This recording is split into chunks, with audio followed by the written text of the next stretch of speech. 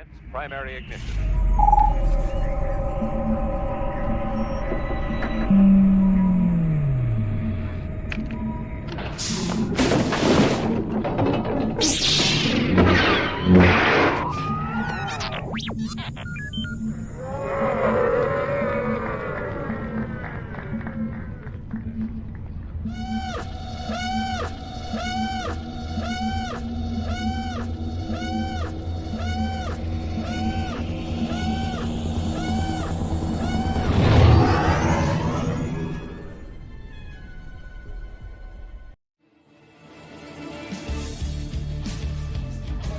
I'm Aiden Barton. I play Baby Luke and Leia, and you're watching the Virtual Cantina Network.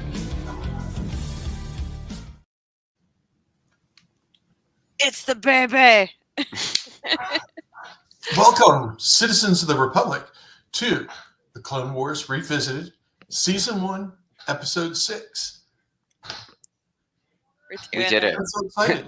Woo! It is exciting. Ashley, you accidentally started the timestamp. Oh, no, that's actually an alarm clock. Hold on, let me fix Oh. this. Yeah, There we go. We are getting. That's We want to how we make sure run that we nothing. have the timestamp ready to go this episode. I think we can. Actually, you know what I'll do right now is I'll remove it from the stage, and then you can. I'll edit back. Let me get I'll ready go to go. back and just Yeah. we'll do the thing. Welcome everyone. Happy Monday. Sarah. We are going to be doing our watch along for season 1, episode 6, Droid in Distress. We have a ton to cover though. Downfall of a droid. Down there it is. There's a different one that's Droid in Distress. Yeah. Yeah, So Downfall many of a Droid. droid dramas. Yeah. But which Drama droid with is some the stupid droid. downfall about? Is it?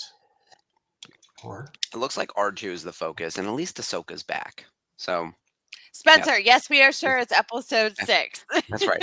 Episode 6. All right, let's go. As Oh, you do. sorry. What was that?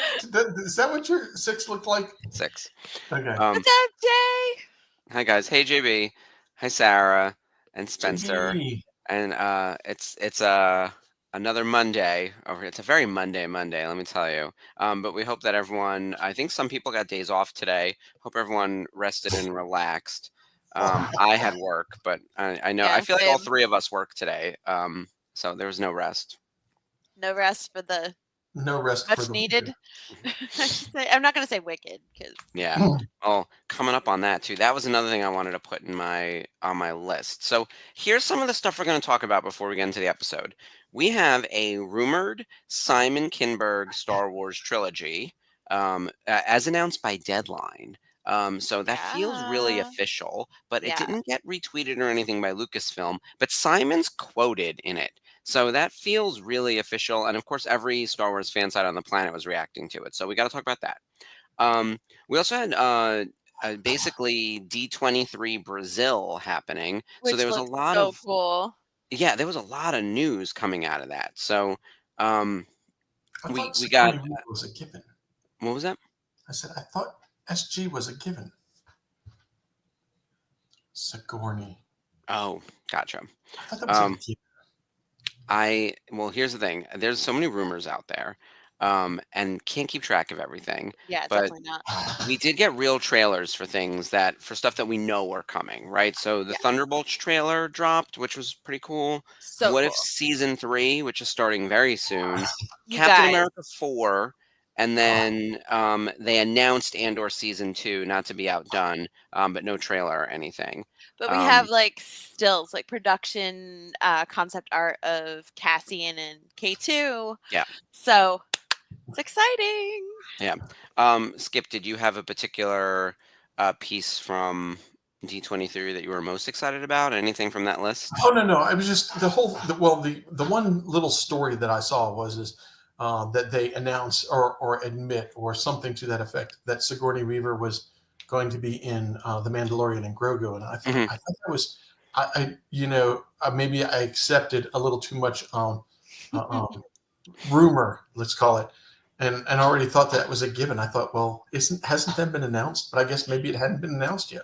Yeah, it was rumored, but yeah, it's if you see it at D23, it's as good as confirmed. But yeah, Yeah. nothing. I had also heard that rumor about Sigourney. So There was no Dana, only Grogu. That's great, Spencer.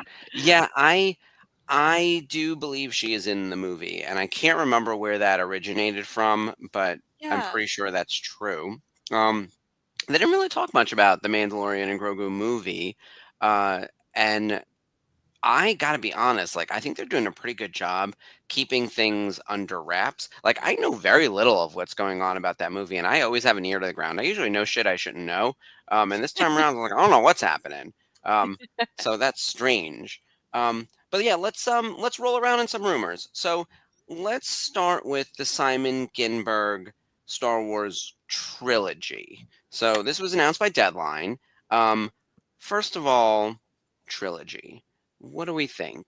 Like numbered, non-numbered? Non-numbered, and I'll tell you why. And I had this discussion with like one of my best friends. I believe they're saving episodes for the Skywalker saga. I believe that's where they'll keep everything. And I don't think this is a Skywalker saga thing. It is Mhm. just a plain old Star Wars story set in the Star Wars universe. And I think it'll be something new because for those who don't know, Simon Kinberg co-created Star Wars Rebels with Dave Filoni. He's worked on X-Men. He's worked on so much geeky property in the universe that Mhm. I trust him. He Yep. knows what he's doing. He's done a phenomenal job. Obviously, we love Rebels to pieces. The guy's gonna do right by it. Yeah, I agree. I was, my first thing that I heard it's somebody from X-Men, and Yes. I was like, really? Now I didn't hear Kinsberg's name, so all I got was the it's somebody from X-Men, and I was just to my first thought is look, if you're going to reach for somebody that has some you know street what's the word rep, Street cred. street credit, that's the word I was looking for, street credit. Why not just go ahead and hire the ultimate and get Zahn to come out and write a trilogy?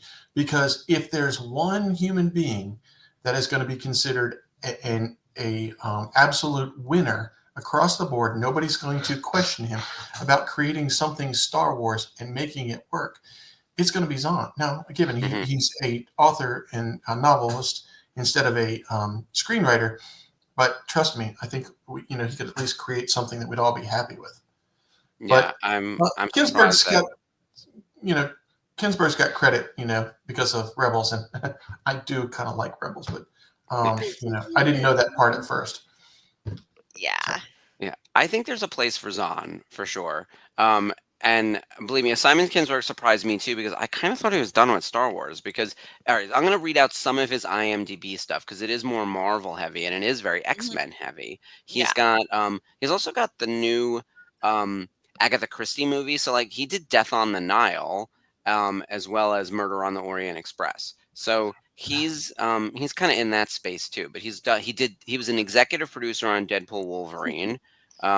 He was a producer on The New Mutants. He was an executive producer on Legion, producer on X-Men The Dark Phoenix, producer on Deadpool 2, producer on Deadpool, producer on Logan, producer on X-Men Apocalypse, producer on The Martian, producer on The New Fantastic Four with Michael B. Jordan. So look, there's some hits and misses in here, let's be clear. Yeah. But also X-Men Days of Future Past, Abraham Lincoln Vampire Hunter, which let me tell you right now, that movie is like a hidden gem of a movie. Everyone stop It's watching this and go watch so that.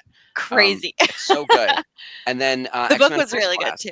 Yeah. I didn't read the book, but I heard good things. Yeah. I'm And a he big and fan of Days of Past. I thought that was yeah, the best X-Men movie out there. Oh it yeah. certainly does a lot of repair from the other nonsense. X2 is by far the best, I think, of the X-Men movies. It really captures what it's like to feel like an outsider, like a mutant, and the way like humanity turns on them, and also the response like that you're going to get from said persecution.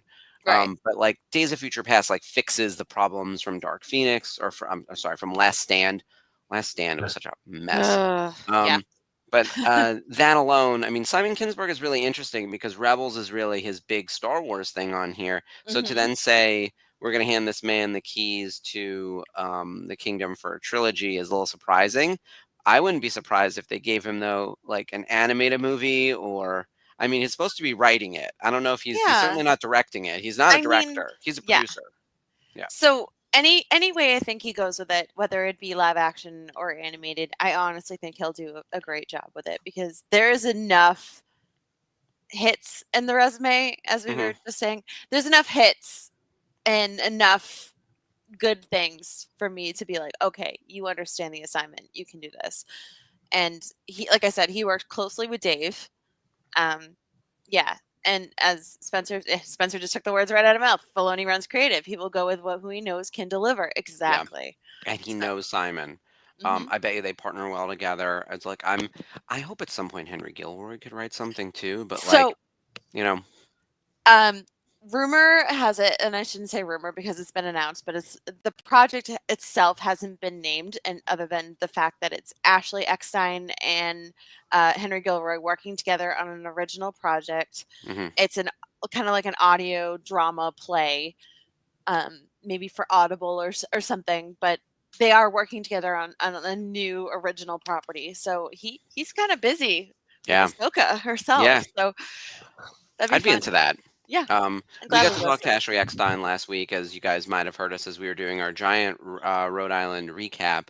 And she's very, very, very busy, which is very exciting because, Yeah. you know, aside from owning her universe, she's still doing media, right? And then squeezing in time for conventions and stuff, which is And fantastic. lightsaber meetups, Mhm. events around the Disney parks on both coasts. Yep. Mental Health Mondays, as she does every Monday. Yeah. including this Monday. Mhm. Yep. Yeah. With that in mind, I think we got a deluge of distractions to keep us mentally sound, at least for a few minutes. Yeah. Aside from the rumored, by the way, Deadline announced this, which if it was just like some internet nonsense, I would be like, hey, this is something we don't need to look into. But because Deadline said so, I opened up IMDb immediately and I was like, I know that name. And then I saw Rebels and I was like, that's how I know his name. You're like, And then I wait. looked at all the other stuff and I was like, okay, this has some legs. I'd be into it. That being said, how many canceled Star Wars projects are there? I That think is at one point we had a list. Yes. Yeah, we there was did. Lando, Rogue Squadron, the Ryan Johnson trilogy, the The Taika Waititi movie. Like, Rangers of the New Republic. oh yeah, oof, yeah.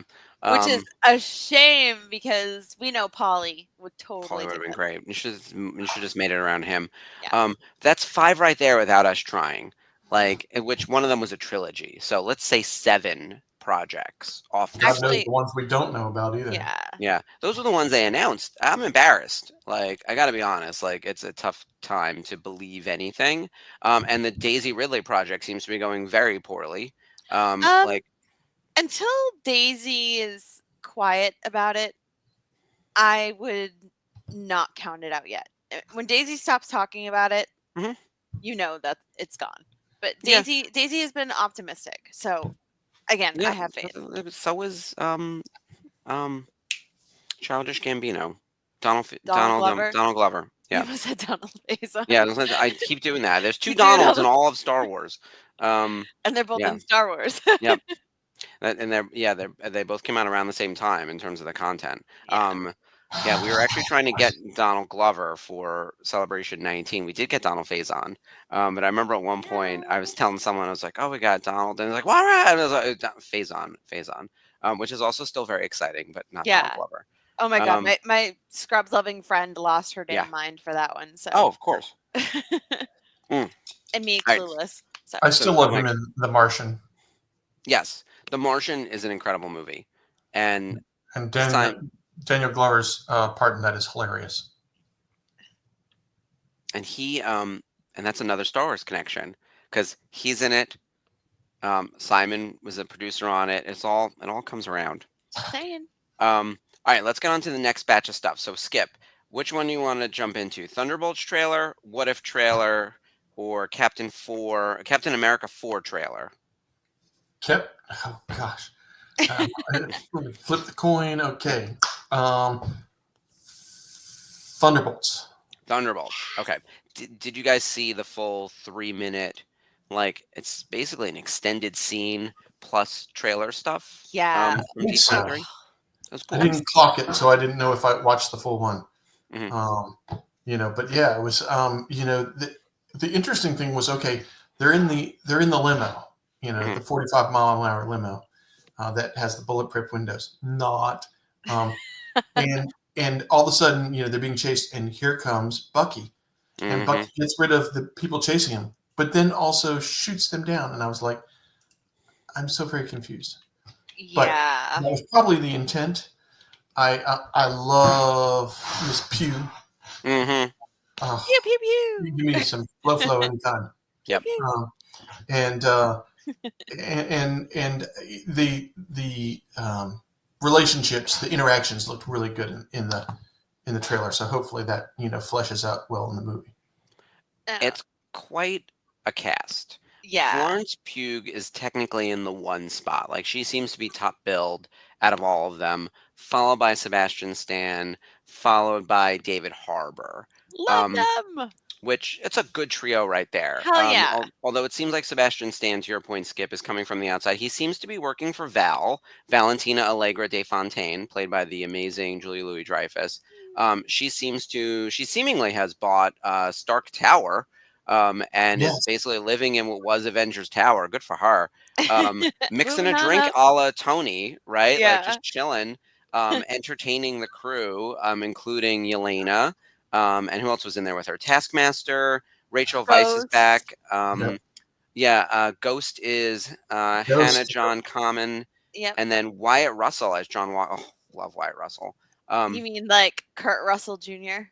Mhm. He was just like him. He's so Copy good. paste. Yeah, So it's good. wild. I was just watching a movie where the girl that played Ghost, I'm sorry, what's her name again? Hannah John John Kamen. Kamen. Was in a movie that I had just watched just recently. And don't ask me; it's a Netflix movie. It was cool. I liked it, but ask me what the title is. And, after I looked at 50 Netflix movies and decided to fall on that one. But yeah, no, it's loaded. It's loaded. I'm hoping it works loaded like Mhm. that. Yeah. We'll see how it goes. But so far, it's usually you'd say a 30-second trailer. And, how bad can they screw it up when you're seeing that much of the movie? But we saw a little bit more than that. So This is going to be a lot of fun, and I think Yeah. they're banking on it to be just crazy chaotic. And the fact that they got David Harbour to go to Brazil and announce this, and he's walking down the red was there. carpet with like a cardboard cutout of Florence Pugh, and it's like, oh, she's like incredibly warm and three-dimensional, but she's kind of flat in person. He's carrying her down the carpet. That But man, it's just he's the best. so fun. Yeah, Um, he's such a sweet guy. I got to meet him at New York Comic Con a few years back, and when's that release? so cool. That's their summer movie, right? yeah, Is it July or May? Yes. It's one of those. I Yes. think it's May. Yes. Because Captain America's first. Captain America comes out in February, and actually, while we're doing that, I'll pull up the whole slate for Marvel because there's some shit happening every month Mhm. of 2025, which Marvel is went wild. big in D23 this year, you guys. Yeah. We had so many good things announced. Even like David Harbour made like a Gen Z slang video, and it's like, oh, this is my chat, and he's got like Charlie Cox and Vincent D'Onofrio, and I cannot remember the guy who plays the new Falcon. He's in it. Anthony Mackie's in it. Yeah. A photo of Harrison Ford is in it, and he's like the goat, like pointing to Harrison Ford. So I sent it to everybody, and it's I like insane. But the yeah, stories definitely coming look out it up. that Harrison Ford was treating Mackie as the number one and saying I'm here to support you. That was awesome.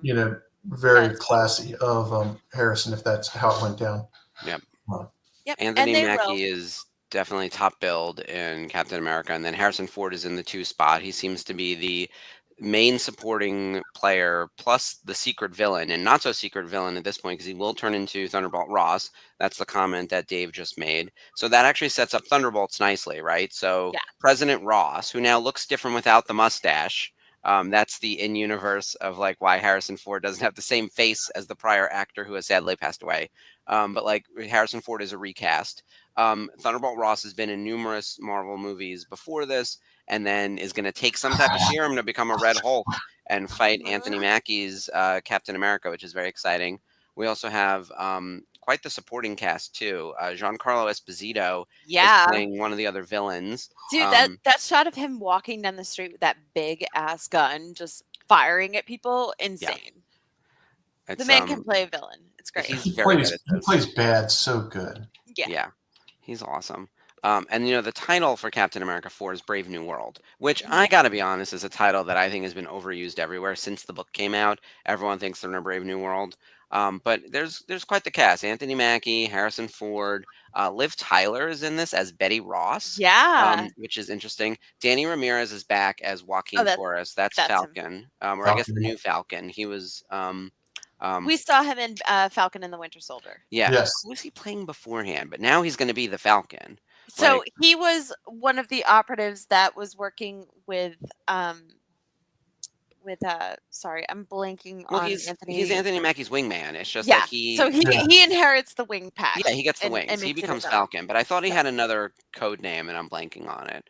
And Isaiah Bradley is back. That's Carl Lumley. So there's definitely some returning people.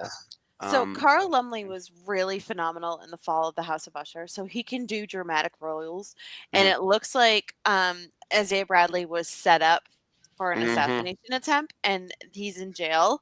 Yep. And it's all starting to come together that somebody really wants the president dead, and it's up to Sam to figure it out. So, yeah, okay, definitely be a false flag thing where Harrison Ford set up his own fake assassination. That's what I was thinking. Yeah. I mean, current events used to become the Red Hawk. Yes. Right. It's there's been stories in various Marvel and DC where good guys who, ends justifying the means kind of thing will set up fake attacks to then allow for the counter response. Right. You have to wonder in today's political climate, how close we can get to those types of stories, though, and any rewrites that are happening, given that we had an assassination attempt on one of our leaders recently in real American politics. So I'm curious to see how they handle that in a movie that's coming out 3 months from now. It'll only be a month after Inauguration Day. That's going to be interesting to see how that all plays out. More importantly, though, I think within universe, Captain America 4 is also a big move because we have our first Black Captain America. I mean, he was the Falcon and the Winter Soldier. Anthony Mackie became Captain America, but it landed there at the end. He started as Falcon. He ended as Captain America. He now is Captain America and is potentially going to be on the outs with the government immediately, just like how Steve was when we got to Civil War and then Infinity War. But he's already starting off in the place where it's Jesus, this man can't get through one movie. Without as the hero. Let the man enjoy the snazzy new costume. Exactly. Come on, it's a you great guys. looking costume too. So and thankfully they gave him a helmet too for the flying and everything else. It never made sense that his hair was visible, but that's how it was designed in the comics, so I can understand it. They almost copied literally straight off the page how his costume looks. He doesn't have super serum though. You shoot him in the head. It's really concerning. I was give him a helmet. So yeah. Oh yeah, Harrison says you're not Steve Rogers. And you got to think there's a little bit of stank on that. And a little bit of you don't look like Wyatt Russell, which was the whole point of that show from 3 years ago. Spencer, I really think that it might be, but I don't think so. I don't. Yeah, I'm guessing it's something else because if it was Cap's actual funeral, I think he'd probably want a quiet life. And they don't want to commit to that funeral just yet. And he's been dead. I mean, they handed over the shield to Wyatt, right? Ages ago, and now Anthony is back with his own shield. But hold on a second. Mm-hmm. Did they haven't committed to the fact that Steve's dead yet, have they? No. So there's always that possibility.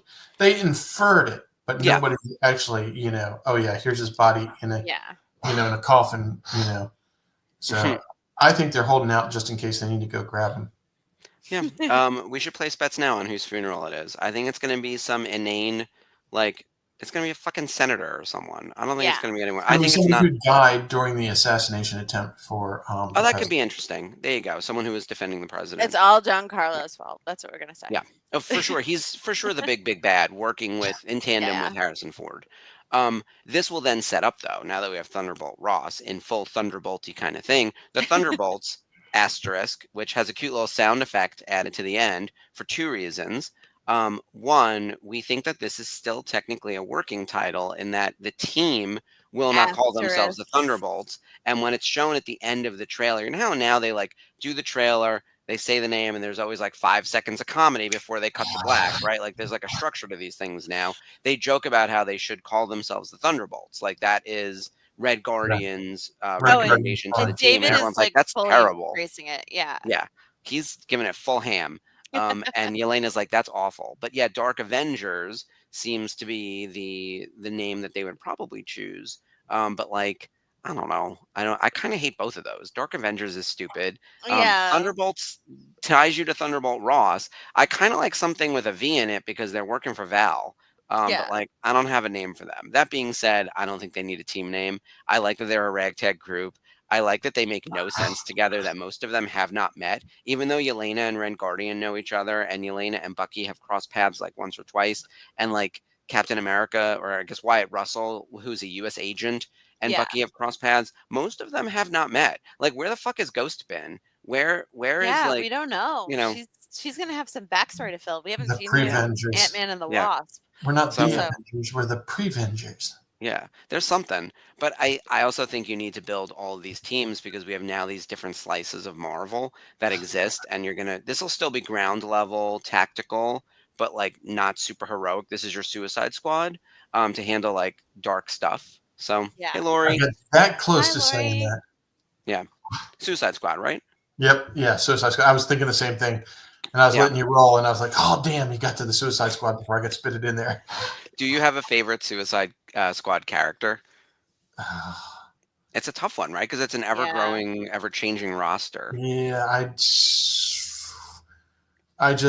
liked the first movie and so hated the second one. Oh, I loved Really? the Suicide Squad. I absolutely It was hated the second movie. crazy. No, I think it was an awfully disgusting, nasty version of Suicide Squad. No. Though I can't say that I Haley. I mean, shoot, why do I always do this? Word pulling at the end of the day is not a smart thing for Skip. It's okay. But yeah, no. I loved the first one, and I thought it worked a little bit. It wasn't perfect, but it worked so much better than the second one. And I absolutely hate the Patriot. John Cena's character, I absolutely. Oh, Peacemaker? Peacemaker? Oh yeah. Oh, he's so fun. I despise that character. I think he's so fun. It's so cheesy and ridiculous. His show was really good and really weird. But who else do we have from there? I mean, I love Harley Quinn. She's hard to top. But outside of that, like, it's a hodgepodge of crazies, right? And I think on Thunderbolts, most people are going to go in loving Bucky or Yelena. I think that's your way in for this movie. If you like Sebastian Stan, if you like Yelena,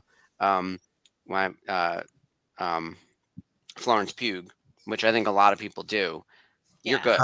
Because the two of them are going to carry the movie. And David Harbour. Like, the three of them will carry that movie. David Harbour and is just going to lumber through this movie, chewing the scenery and being his beautiful, crazy, chaotic self. And I cannot wait to see him in his new suit because it looks pretty redesigned.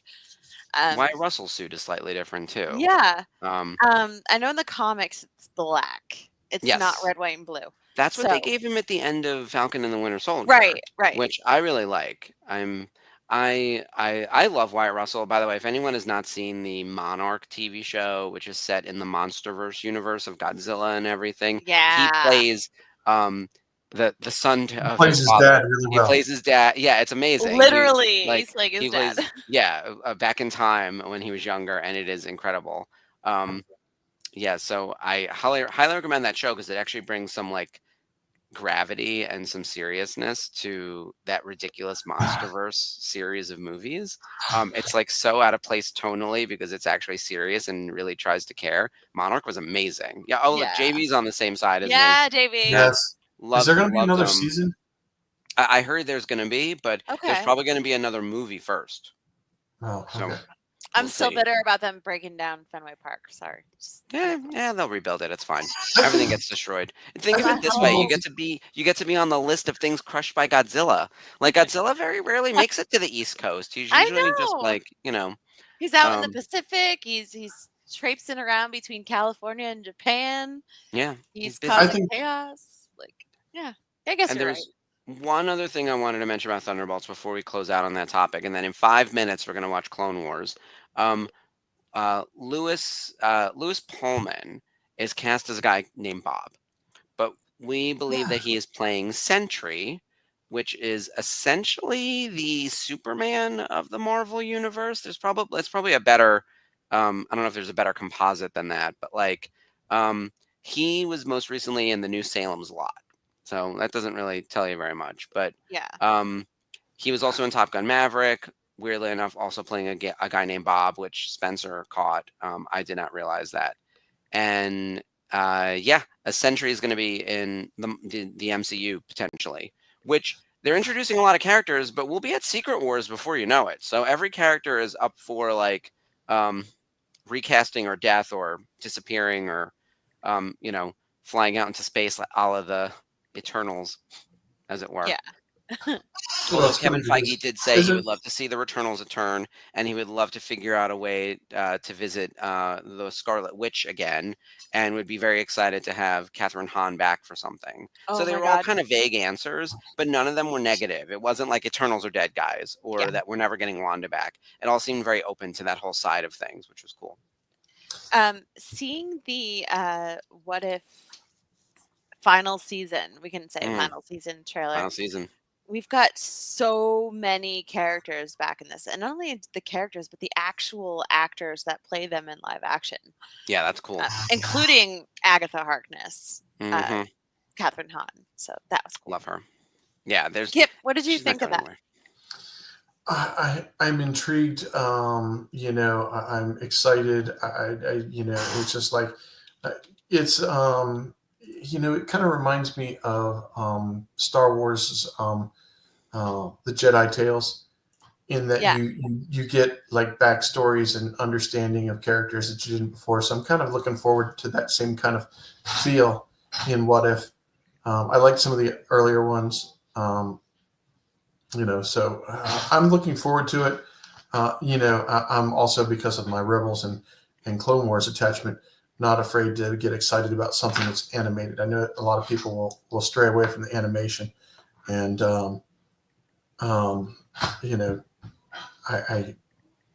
a fan of the animation because I know, Same. like you're saying, if you get the voice actors being the same people as the live action, it kind of really gives it another level of I don't know, being there.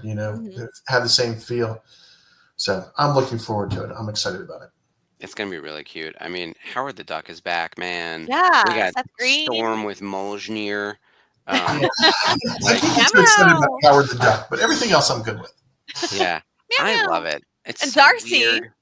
I was around when that movie came out. Remember, Mhm. that's one of George Oh, Lucas's God. biggest bombs. So Look, I know. And we got to meet Leah Thompson. I'm not pretending the movie was good. I'm saying that I'm excited Howard Duck is in this cartoon. That's a very different thing. The movie was garbage. But like, yeah, I mean, I'm seeing. I think I just saw David Harbour's character, Red Guardian. Yep. The Avengers Assemble. I didn't recognize one Avenger in there. Like, it's a very interesting mix of people and time periods. There's Red Guardian. There's Bucky. Like, there's a good amount of interesting, weird shit that we can do. I see Wakandans. I see gods, like literal gods, Yeah. Yondu, a Hulk. Like, they can take the biggest of swings. And I thought like season 2 was really out there. Yeah. Season 1 felt So like crazy. dark and bleak and focused, and then season 2 was like, oh, like everyone had like a stroke, and then like just crazy the shit just best flew out everywhere. analogy. And then season 3, they're gonna have to pull this all together, and it looks like the Watcher, who's never allowed to intervene until he always does, Yes. is gonna be And Halle Berry is playing Storm, which I love because you know what? No. Secret Wars. No. That Oh my woman God, never no. ages. Yeah. Is it for real? Is that like formally announced? Halle Berry is coming back for Secret Wars. I mean, I don't know. Here's the thing. Secret Wars is really the multiverse itself is a great little tool because you can do anything and you can just like and they do this all the time on Toy Galaxy. They go multiverse and that's your explanation for whatever Yeah. stupid shit they're doing. I think that And is yeah. the multiverse invites weak writing. It can, and it Yeah. has, and we've seen some of it. I Um, think for Secret Wars, the whole purpose of Secret Wars is multiverse, right? So I think Loki gave us some of the best writing in the MCU because they actually delicately threaded the multiverse in a way that was like smart and made sense. And then Multiverse of Madness gave us some of the worst writing because they were Yeah. like, let's just do stupid shit with it while losing track of the main story, which is like Wanda's a horror villain, right? Because they were trying to like Yeah. ladder up to the larger thing. I've But never been excited about stories that had the multiverse in it as a major component of it. It just, Mhm. it's weak, and it's like, oh yeah, well, if we don't like this version of Wanda, we'll pick out another version of Wanda, or it Yeah. lowers the if stakes. this version Yeah. of Wolverine dies, so let's go grab a different one and use him. Mhm. And I get why they did it there, but of course, the Secret Wars thing always reminds me of the introduction of Venom. Mm. Which was a symbiote. Peter Parker gets his uniform torn up, and he goes to get and everybody's going in and going to this machine and getting their new costumes done. And he's like, "Oh, I need a new costume. My costume's all tore up." And out comes whoop, the drop of Venom, and he's like, "Oh, great, this costume's wonderful." And then all of a sudden, a little bit later, nah, maybe not so much. But Yeah. so. But Venom's been around for like 2 or 3 movies now. And but part of the what is it, the Spunk or whatever it's called, the Sony Pictures universe of Spider-Man characters. It's some stupid shit. But like I don't know. I think we should get Venom in uh Secret Wars. And I think they're going to use Secret Wars kind of the way that like Endgame passed the torch. There's going to be another Mhm. less of a passing of the torch and more of a finalizing the roster. I think you're going to end up losing a lot of characters who actually die, other characters who go to other worlds, and then people from other worlds coming in. This is how you bring in Fantastic Four. This is how you bring in the X-Men. This is how you actually like lay out all of the various hundreds of characters that we have in all of Marvel. Because right now we've been playing in this like very limited sandbox of just like Avengers and no mutants and no Fantastic Four and a bunch of other people who are missing because of rights issues. This time around, Secret Wars will get them all in, and they'll give you too much, and then they'll pull back from there. They'll kill a bunch of them. You'll get a bunch of cameos. You'll get a new young Storm. We'll be on our 4th Storm by the time this shit Yeah. is over. But like, it won't be Halle Berry like coming back to play Storm on an ongoing basis when the new X-Men movies start up again in 2027 or 2028, right? Like 2028 has to be the start of the mutant saga, but like it can't possibly be any of those prior actors. Like you're gonna have to recast everyone Yeah. with all like exactly. young, pretty 20 somethings. Dave's talking about the Arrowverse and how he thought they did well with multiverse, and Mhm. you got to remember that DC had this multiverse for a very long time. Yeah. Yeah. And the whole what is that comic series that came out in the late 80s, it was late 80s. Oh, And the whole Infinite reason, Earths. Infinite Earths, and the whole Yeah. Yep. reason for the Infinite Earths was to destroy the multiverse and get it down to one universe. One. Yeah. Yeah. And that was the whole Yeah, we purpose, wanna- because DC figured out a long time ago. 616. Yeah. Yeah, DC found out a long time ago that the multiverse was not a cool idea and left too many holes in canon and so forth. Let's get Yeah. it down to one universe. We'll get rid of all the rest. We'll have a nice long story line. Marvel's like, nope. And Marvel's like, oh, we didn't think it was such a stupid idea. It was like, yes, it was. It's expand and contract because without a multiverse, we don't get Spider-Man No Way Home. We don't get a show like Loki. You don't get Deadpool Wolverine. So I think the multiverse can give us it gives and takes, right? Right. Like it has taken us into some weird places and has definitely excused some bad writing. But I think it's given us more. Like I look at Deadpool Wolverine, I was like, we would never have gotten that without the idea of the multiverse. It like literally builds off the backs of Loki. Which is a whole series of setup to just like make all of this somehow make a little bit of sense. And then once we get there, I think we're back to a sacred timeline, or at least a sacred timeline that cannot access other realities. Because if you're continuing, like, we have to solve the multiversal war in Secret Wars and then get everyone back to their stupid timelines. But then we have to draw some walls, and we have to say that, like, we can't just hop around the way that we're able to do now, because it's too Right. easy to go between everything, because we're just learning, like, we're just taking our steps into these new worlds. But like, at some point, once Battle World happens and whoever lives lives and whoever dies That's dies, gonna be that wild. it's gonna have to feel like Endgame, and we're gonna have to reset with something smaller and more manageable. The problem with post Endgame Marvel was that while some characters passed the torch, we were also introducing all these new characters, and they wanted to maintain that same level of excitement. You Mhm. have to reset, and you have to give us now origin stories again for, like, the X-Men. Like, we're Watch gonna this. have to do X-Men again. Like, Watch this how? transition. Are you ready for this, Mark? Here's a Hmm. transition. You know what I like about Star Wars? There is no multiverse. Okay. I mean, Well, I mean, you've been a Mortis, or Oh, we have. I mean, We should get talking about Star Wars, though, yeah. So before we become a fully Marvel show, to Skip's point. With that in mind, we are going to watch some Clone Wars, and we do have some more Star Wars stuff to talk about while we watch the episode, because there yeah, are other things that were announced, plus we have some network announcements. So let's queue up our Disney Pluses.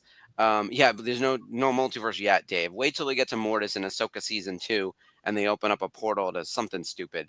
The World Between Worlds was scary enough for people. I remember when World Between Worlds came out and people were like, don't you dare introduce time travel into Star Wars, you're ruining canon. And then everyone was like, actually, like, kind of cool with it, like, a day later. It was crisis averted. All right, so let's see. Pull up our Disney Plus to Clone Wars Season 1, Episode 6.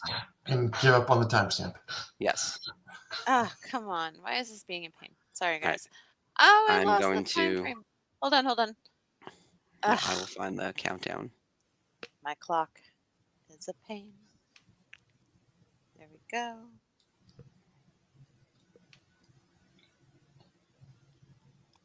Do, Oh.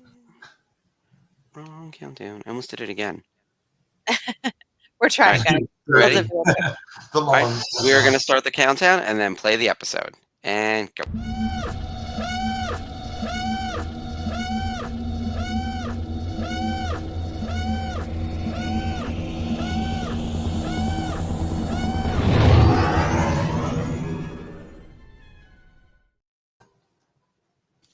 Get my volume down so we don't get in trouble.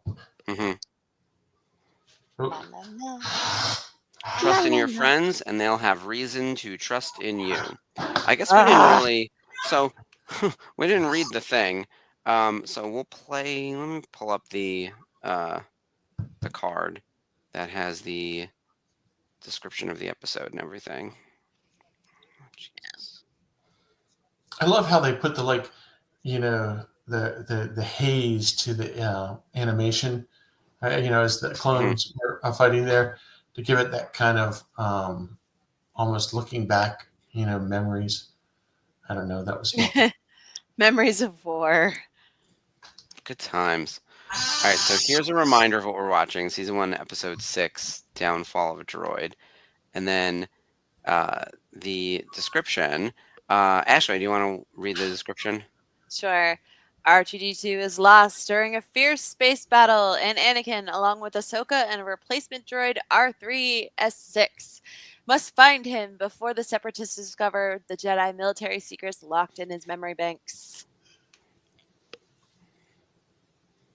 Trust And in your then- friends, and they will have reason to trust in you. Sorry. Oh, yeah, that's our moral for the episode. So Yeah. pretty straightforward.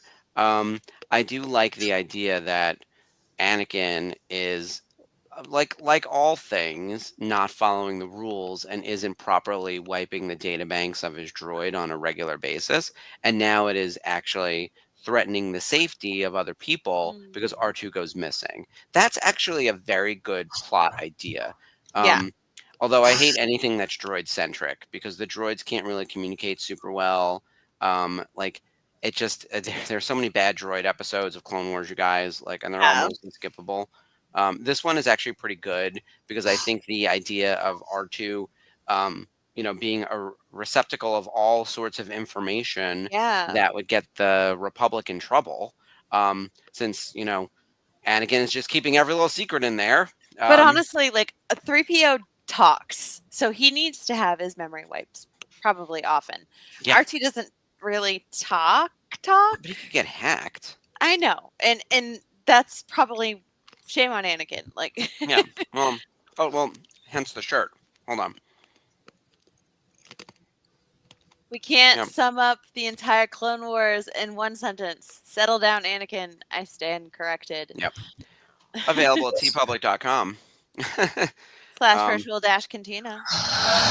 For some reason, not in a sleeveless. And I don't know why. Yeah. Damn. With arms like this, why am I covering them? And Skip is ridiculous. rocking our Clone Wars Revisited t-shirt. Very Check it out, nice. check it out. Woo, woo. I love that shirt. And this is another Grievous episode, you guys. Like, Grievous is just in our face in this season. He is the main villain of the whole series, basically. He's been in more episodes up to this point than any other character. And Matthew Wood does the voice. Matthew Wood is in basically every episode of the Clone Wars because he does the battle droids too. Yeah, Matthew Wood's like, oh, I'm really good at sound. Ooh, I can be all the things. Mhm. So A+ to Matt. Yeah, I love Matt. Matt. I hope Matt Lanter's feeling better. He's back in this episode, and we've got Dee doing a bunch of the clones. Dee's in every episode too. Yeah. Those are E-wings, if I remember correctly, right? Yep. I'm still on a high from Rhode Island Comic Con. Like I was looking back at some photos from the weekend, meeting D. Bradley Baker, So cool. meeting Michelle Ang, hanging out with James Earl Taylor, who I just love. He's getting to see adorable. Ashley. He is great. And you had all that great time with Ivana. Yeah. Oh my gosh. I really wish you had come by the table with me to meet her. She was so sweet. And one thing I missed. Yeah. But and she loves Ray so shoot. much. Yeah. I did get into the professional photo op. Thank you, Spencer. Yeah, thanks, Spencer. I enjoy the sharing and hopping in of photos with everyone. We need to do that more. Yeah. I was actually going through my Rebels poster and seeing who I need to get from the main cast. It's really Tia Sircar and Steven Stanton. You'll never get David Oyelowo. But outside of that, like the top 15 are all pretty much covered. But I was looking to see who else is on the circuit that we want to go see. Yeah. And like the 2025 con circuit is like really not announced yet. Yeah. That's the one tricky thing. And Jason You'll get Isaacs that- doesn't leave Europe all that often. So. Yeah. He does come over once in a while, especially if he's working stateside for any reason. Yeah. He did come to Rhode Island in 2017, and he was a very... Yeah. And I didn't have my poster at the time, which is too bad. And of course, I handled him at 2019. That's what's so crazy for Celebration. But like, it's the same thing where like James Ronald Taylor and Matt Lanter were there too. And I have James on. I was looking back. I was like, what did I actually get these guys to sign? I had Matt Lanter sign a flat for me, and I had James Ronald Taylor sign a Funko Pop for me. But I didn't put them on my Rebels poster at the time because I wasn't really thinking about it. That's all right. It's coming along very nicely, and I'm very happy with the one piece I'm working on. And Lord help me, I am not gonna start another piece of anything. It's so exhausting. Oh my god, yeah. You have been, and when you think about like the amount of actors that you've gotten on this, and people don't do the con circuit. Oh, that's cool. That's fantastic. See, I love that. I love getting autographs on photos with the people. I've done that. If you look close, Matt's is in there, but it's just almost the same color as the background there. James and Ashley and Dee. They all blend in. Yeah. Beautiful, beautiful autographs. I got that picture in one of my favorites. I got that picture in London, and I got Dee and I got Ashley and I got Matt to sign it in London, and then all of a sudden James ended up showing up a little sick and had left a day early. Oh. And so it was I got James to sign that in Richmond in March this year. That's cool. At least you're able to make up for it.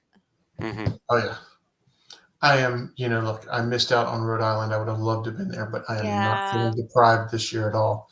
Between the California trip, between Richmond, between Knoxville.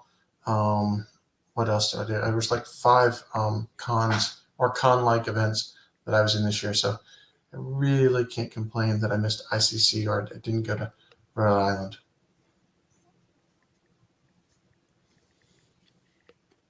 I have to look at the general schedule for 2025 because I already have friends who want to do a Monster Mania that they're talking about. They love the one that happens in Texas. I have to see because, like, I know I'm not going to Japan, but then I have a couple other trips that are on the calendar already. Yeah. But then things keep, we make plans and then plans don't necessarily come to fruition and then things change. Like I ended up going to the family vacation when I was originally planning to not be there. So you never know what's going to happen. Yeah. And actually, You with never that in know. mind, before I forget, there's a new hot seat out today with little baby Aiden, who played Luke and Leia in Revenge of the Sith, who, by the way, is just lovely. So So I got to talk to he's him. like what, 20 now? 25? Yeah, Revenge 25? of the Sith is from 2023. Oh no, 2003. He'd be 2003. 21. He's Yeah, he'd be 20. 21. Yeah. He'd be Wow. 22, 21, 22. And he's a The photographer baby. now. Oh, Yeah. awesome. I really, if you're watching this for the umpteenth time, and then you sit there. So instead of looking at the story or listening to what they say, and especially because I've got the volume down with the captions on, I find myself capturing that scene right there where they're floating around looking for things, seeing what is in focus and what is out of focus. I mean, let's be honest, this is a two-dimensional picture. And for them to create the 3D aspect by having, the stuff that's close to you being out of focus and the stuff that's in your vision being in focus, forcing you to look at that. Maybe the first time you watch it, you don't really notice it. Yeah. Mm-hmm. But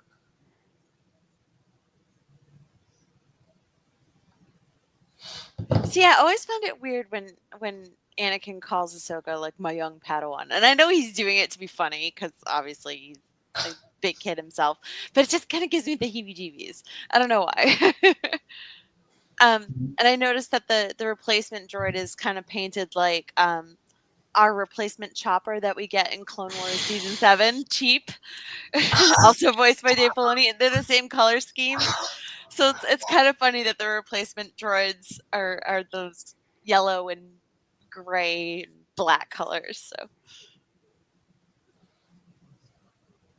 oh my the goodness. layers, that poncho he's wearing on his shoulder, they put like a little line of black through there to make it look like it's not just flat one on top of the other, to give it some thickness and some layers. And it doesn't move at the same pace that his shirt, I mean, they spent some time on this animation. They didn't just like throw it together. Mm-hmm. Yeah, it's still gorgeous. I mean, it holds up however many years later.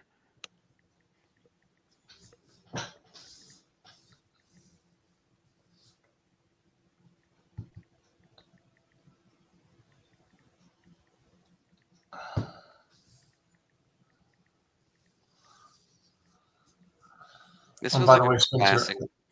Okay. Oh no, I was just saying. Oh, and by the way, Spencer, I almost didn't go to London, but yes, I was there. I made it at the very last minute. I think a few of us were. It was, and because remember, I was like, "Oh, I'm going to be the head of the news desk," and then all of a sudden it was like, "Hey, everyone else, cover the news desk." It was really I'm that's going what it to felt like. London. Yeah, good luck. But think about it, like you got to be there when Ray Stevenson was there. You got to see like all the Ahsoka hype like firsthand. Like this is stuff that like it's like once in a lifetime stuff. So watching Ray come out on the stage was amazing. Yeah. Look, the event at the O2 was still that's such a moment in time. That whole trip is it's such a blur too because I was working a big chunk of it. But it's always the connectivity with friends. Like I'm gonna remember Rhode Island Comic Con, not that we met Leah Thompson, which was super cool, but like the quality time we all spent together as a VCN family is always the thing that will stay with you. And it'll be a blur 2 times when it's like, oh, who did we meet at this particular show? As opposed to like, the time we were all hanging out. But yeah, I hope everyone who is going to Japan has a great time, and we will do our best to cover what's happening there. Spencer had his first news desk here on the network. So coming back to actually some of the network stuff, we do have news desks planned, and we just did one on Saturday that talked about readiness for traveling to Japan, which is exciting. And a lot more to come on that front. They'll be celebrating autographs once they start giving us announcements. We'll have a whole slew of new programming in 2025. And then, of course, with Skeleton Crew coming out so soon. It's really coming out, you guys. It's really happening. Yeah. And then What If is happening before the end of the year. So I'd love to do something with that. Even though it's, it's Marvel, first of all, but also it's like a couple batch of episodes. So this is probably where they got the idea for IG-11 and IG-12. Mhm. Dave's like, ooh, I like that. Recycle. Yeah. Freak out the droid. Oh, they call him Stubby. You know, it was so funny. The first time I'd seen this, I was like, oh, I wonder if they made if there's a Stubby droid out there that you can buy. And then I realized, oh, yeah, he's the bad guy in this episode, or one of the bad guys. He's the Imperial spy instead of the Rebel spy. Oh. And you're like, okay, maybe he doesn't get any toys or action figures.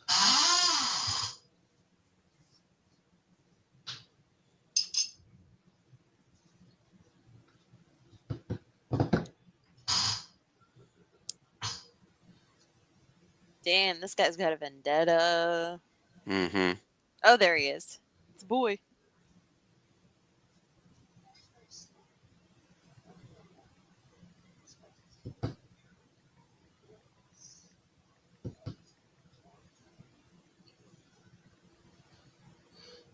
Poor R2.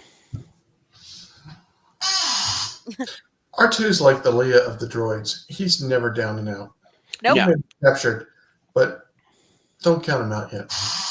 He'll definitely figure out a way out. He and Chopper have a way of escaping. Chopper more so on the killing side of things. R2 on the Well, Chopper just walks around like he belongs there. Mm-hmm. He's got some great disguises. Someone put together a compilation of all this shit that they've disguised Chopper in, and it gets more ridiculous as the series goes on. Oh yeah. His black and red getup is one of my favorites. He's got a couple of just Hasbro just dropped that figure. Yeah, I gotta get one of those. Yeah, 3 3/4. So get it with your ghost. Yeah. Oh my. So I did get an email from HasLab. So for everyone who's in the HasLab, I did get an email asking me to confirm my address, which is very promising. And believe me, I work in this space. I know how hard this is. We wouldn't be sending you emails to confirm your address if the items weren't at least on the water. Even if they're not in their warehouses and ready to ship. I'm actually relatively confident now it's going to ship out by the end of the year. All my stuff is finally here, and we are shipping product, which is lovely. And then our Black Friday sale starts next week already, which is or not next week, the 20th or the 21st, whatever that Thursday that I thought originally was Thanksgiving. We're doing it then, so a week before Thanksgiving. Oh yeah, Dave is saying that the dragonflies have arrived. That is also a HasLab special. Yeah. So Dave, how big is that thing? You have to type it to tell us. I'm asking us if you can immediately reply. They're pretty.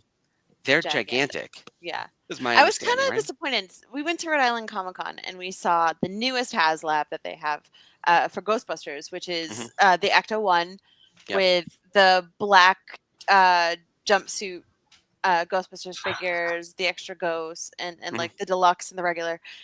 It was. What did you think of it? Did you think it was smaller than you had thought for a HasLab item? Here's the thing. I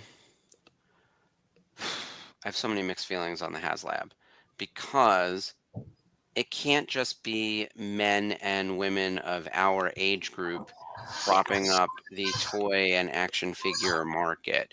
And from all I can tell, the shift in toys, action figures, collectibles, etc., has all moved to high-end, expensive stuff, with us being the people bearing that burden.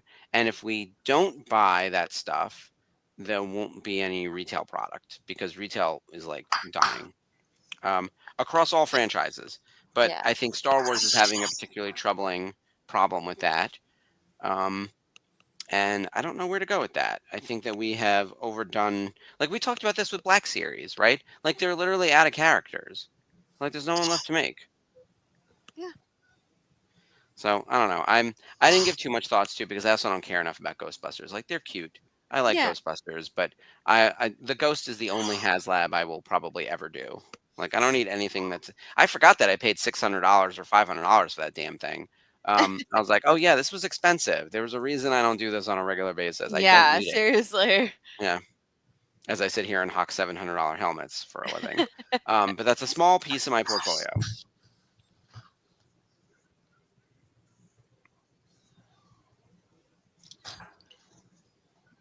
Wow. Yeah, Dave is saying that Star Wars is putting out a cheaper play with the line at Walmart. It's probably a smart move. Yeah, can we get back to $9.99 action figures, please? Oh my god. Yeah, that's not retro style, made for like people like me and Skip who were children when this brand launched. We need to find people who are children now, who are children. It's not a were children. I think that's the difference. But I get it too that like IPs are hard to launch. Like I work on a brand new IP right now called Unicorn Academy, and it is an uphill battle to get placement, to get people to buy into your franchise. I don't know if it's going to work. You have to commit to doing years of animation ahead of time with no promise that you're going to, continue to have a brand 2 years from now. I've worked on a few failed things that never took off. Mysticons was a great show, and it just fully flopped, and the toys were a giant disappointment for Playmates. But Turtles is somehow still going, even with the ups and downs, because it can weather the storm more easily because there's a built-in audience that's bringing in like a certain amount of revenue every year. So if your new project flops, like there's still room to recover. Right. And as Dave said, Star Wars is putting out a cheaper Playwood line at Walmart, Mhm. and I've seen them at Target. They have like figures that are less detailed, a little more cartoony, higher in Yeah. articulation. That's where you need to be. But they're the cost of how much the 3 3/4 figures used to be. Yeah. Like they're like between $10 and $14. It still seems expensive. It does. And yeah, I really think that like, look, if minimum wage is $7.25, I'm saying, nationally, your action figure can't cost more than an hour's worth of labor. Like, what are we doing? Um, Don't even talk to me about Hot Toys then. I know, Sorry. well, and that's meant to be a high-end collectible, right? But Yeah. like, I'm talking about like our actual consumables. Paw Patrol's going into year 12, Dave. I know that for a fact because I work on the Dang. brand. Bluey is one of the newer ones, and that will outlive all of us. Bluey is so wholesome. By the and way, then Hot Topic has Bluey sneakers. I believe it. Yeah, Bluey And is Crocs somehow just hit like 'em. Bluey is somehow cool, and then also ironically cool. Like Yeah. it's weird. It's somehow like you can't make fun of Bluey.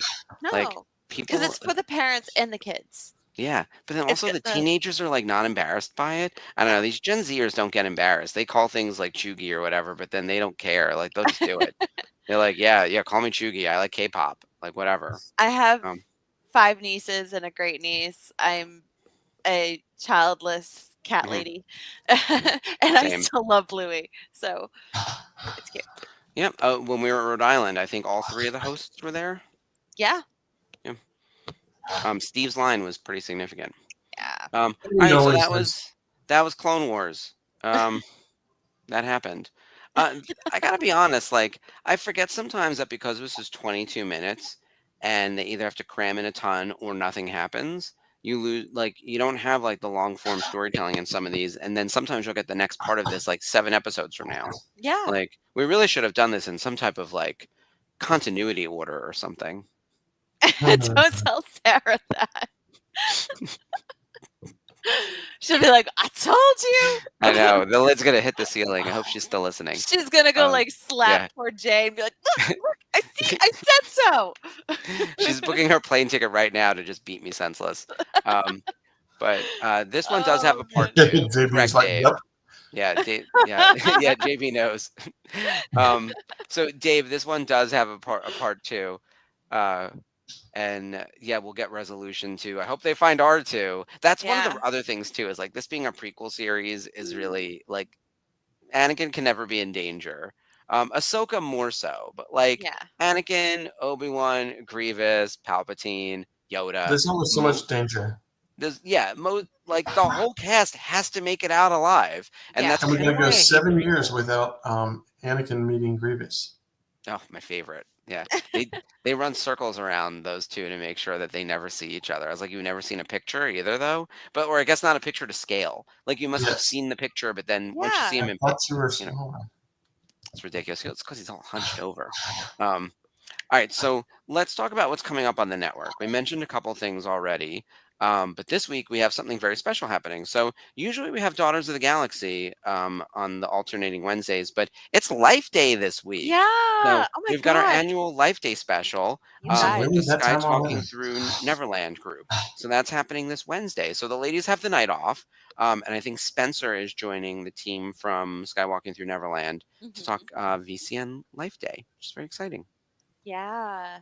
It's something I look forward to because I'm relatively new to the whole Life Day being taken as an actual Mhm. Star Wars fan holiday thing, like It's not pretty just new. not being like, oh, this is goofy. It was based on Mhm. like the holiday special, blah blah blah. I can Um, remember back how goofy that damn thing was. It's hard for me to get yeah, serious about Life Day. yeah, I was Jeff. there and went, Yeah. what the? Thanks, Jeff, Jeff. Jeff Yeah, and Skip are like, I was there when the walls fell. and Oh, then Liberty is going to Batu for Life Day. that'll be fun. Liberty, make You'll sure have you such a good find time. Jamie at the Falcon. Yeah, So they'll probably have a meetup of. they're gonna have a There's probably a meetup. Yep, Discord meetup, right? yep, Yeah. it's going on. Um, I'll bring your lightsaber. Excellent. Um, Thursday is the watch along. We are in the movies that we are thankful for because it is November and it gives us a little break from Star Wars as well. So last week, I hope everyone enjoyed The Goonies. So This week, cool. we're doing another Amblin classic, E.T., which Yay! I gotta be honest, like when it comes to the themes of Star Wars and what Love Skeleton these Crew movies. looks like it's gonna be, E.T. is right on. It's about some kids who are thrown Totally. into some serious shit that's like well above their pay grade, and they deal with like an alien landing on Earth and they have to go up against the government and And the um mom's involved and instead of yeah, the they gotta grow up dad. real fast. Yeah, So I'm excited to see that all happen in Skeleton Crew. And of course, like the template for that is ET, like dealing yeah, with like it is a coming of age story in the biggest way. Yes, and Yoda makes a cameo of sorts. It yeah. is Star Wars adjacent. It is Little It pass totally between the counts. yeah. two. Kathleen Kennedy is a producer on that movie, if I'm not Yep, mistaken, as well. yep. So, it definitely a connection to Star Wars in so many ways. And And another then, connection to Star Wars is that I have met Henry Thomas. Henry Thomas has been in a movie with Ewan McGregor. Henry there Thomas you go, played Elliot. 6 degrees of Star Wars. We're gonna play that easy game now. breezy. And then we have on Sunday another Life Day special, this time through the lens of the comics. So the Jedi Archives guys are doing Star Wars Adventures Life Day special number 3 and number 4. So a lot going on this week, Life Day related. We hope everyone has a lovely Life Day, and then it'll Yeah. be Thanksgiving before you know it. So we have one more. Or two more movies that we are thankful for to go through. The one next week I'm so excited about. We're Hey. doing Serenity out of order without watching Firefly, just to Ah! spite Sarah, and because I demanded it. Because you That demanded was my it. entire contribution to You're movies that I'm like, thankful for. I was like, I want to do Serenity. yeah, you're like, I'm literally like the lineup manager, the That's right. production guy. I'm gonna make Program this director happen. said so. Click. Yes. And that was it. We are working on some stuff for December, obviously with Skeleton Crew coming up, and then we know we have the release date for Andor. That was the other thing I forgot to mention Yes. at the top of the show. Andor premieres in April of next year. The The day week after my after, birthday, you guys. You're yeah, welcome. That's my yeah. gift There we for all of go. you. It's going to be great. Totally kidding. But it's the week after Celebration. So the assumption is we'll probably see the first episode played at Celebration, and it'll probably be one of those double premieres or 2 or Yeah. 3 episode premieres. So no surprise that it's going to hit really after Celebration. We will have all of that programming leading up to Celebration related to like all things Japan, all things Japan readiness, celebrating autographs, getting ready for the show. But now we also need to do a build up to Andor, like an Andor rewatch or something. So we Almost are, Andor. We could call it. yeah, But almost. It's not on almost this Andor. channel because we got 7 years of Clone Wars we still got to get through. Well, no, not here. It'll be No. on the Thursdays and wherever else. There'll be an Andor related countdown because we have no Andor connectivity here in Clone Wars, really. And then, yes, Spencer announced that there will be a not so virtual Cantina meetup in Japan, which will be really fun. It's at a bar that's just a pretty fast walk from the convention center for everyone to get together and meet each other in person. So yeah, a lot going on. And then we do want to thank our sponsor of what's coming up. Where is the ticker on this? We have a sponsor. Yeah. For the Not So Virtual Cantina. Ah. And here we go. I'm going to play it now. So, Hyperspace Props are the official sponsor of the Not So Virtual Cantina Special Edition in Japan. Thank you, Hyperspace Props. You can pre-order your credits and cosplay props at hyperspaceprops.com. Use code NSVCSE for 10% off. So you might remember them as being sponsors of the family vacation as well. So they are back sponsoring the Not So. So if anyone asks if people just say the Not So, it's the Not So Virtual Cantina event that's happening in Japan. Right. It's going to be really, really fun. We will obviously get lots of photographs and video so we can then share it during the news desk. So because Ashley and I are going to be the anchors of the news desk, we will be David Muir and Katie Couric. Yes. But we'll be handling the business. Yeah. Good thing the show is not long. Also known as the kids who couldn't. The cool kids are all out at the party, and we're stuck at home. We're gonna be working. Yeah, our parents says I will miss a show. Need to be followed with them. I'm going to miss one show because I will be somewhere else. So Hyperspace Props offers top quality, screen accurate Star Wars items, including Sabacc and Pazak accessories, and they're offering Kessel Sabacc card decks and accessories from Star Wars Outlaws, that brand new game that just dropped. So, they are the title sponsor for the Not So Virtual Cantina Special Edition in Japan. So make sure you check them out. They are awesome. Emily and Mike do fantastic work making Sabacc accessible to everybody. So can teach you how to play. I was watching. I'm not blah, blah, blah, blah. I got to watch the Sabacc games at the family vacation, and let me tell you, the Sabacc game at Biggs on that Tuesday night was unreal. It was super fun. Was it confusing? Everyone was there. Or no, from what I could tell, everyone. Sarah, you were there, so tell us in the chat. Yeah, Sarah was playing. I mean, we had a lot of people playing, and no one knew how to play beforehand. But yeah, Jeff played. Lonnie was playing, but it was very accessible. And our hosts, Mike and the rest of the crew, really made it easy for everyone to follow along. And I think everyone had a great time. Yeah. Oh, Jeff says they had guidance the way. That's really cool. Yeah. Matthew plays a lot, and he was there. Mm-hmm. Like I kind of get intimidated by it, so I'm just like. Yeah, no one played for real money, so it was good. I was so busy running around. Oh, there you go. Sarah had to go, but she picked up the game quickly and had a lot of fun. Good. Yeah, I've heard great things. I was so busy doing the interviews and running around and everything, I didn't get a chance to play, but I saw everyone having a great time at the pool table. It was definitely a fun evening. It was. Yeah. I was just watching, looking over everybody's shoulders. I was gonna say I don't remember seeing you playing, but I remember you were working the room. I was lurking. Yeah, I was the lurking. Idiots array. Yes. I I had a nice time just wandering and talking to people. With my little microphone, which is the little baby microphone that I had. You saw it today in the hot seat with Aiden. He was a great guest, and there were more of those on the way. So I everyone love stay those. tuned to the They're great. network to see all of that. We're going to try to get some additional interviews out in Japan, but a while from now, of course. Let me take this off. There we go. The ticker is Jeff still says going. bus bragging rights are what they're played for. Yeah. Bus bragging rights. Yeah. You got me there. I think that covers everything from this week.